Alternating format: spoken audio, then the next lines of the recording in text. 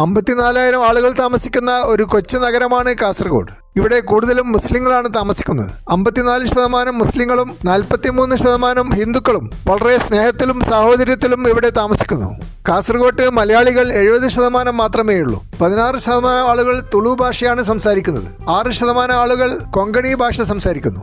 കാസർഗോഡിന്റെ വടക്ക് ഭാഗത്തുള്ള ചില ഗ്രാമങ്ങളിൽ കന്നഡ മീഡിയം സ്കൂളുകൾ മാത്രമേ ഉള്ളൂ. മലയാളികൾക്ക് കുട്ടികളെ പഠിപ്പിക്കാൻ യാതൊരു നിവൃത്തിയുമില്ലാത്ത അവസ്ഥയാണ്. അതുകൊണ്ട് അവർ കുട്ടികളെ കന്നഡ മീഡിയം സ്കൂളിലാണ് പഠിപ്പിക്കുന്നത്. എങ്കിലും വടക്കൻ കാസർഗോഡിലുള്ള പല ഗ്രാമങ്ങളിലും ആളുകൾക്ക് മലയാളം പഠിക്കണമെന്ന് യാതൊരു താല്പര്യവുമില്ല.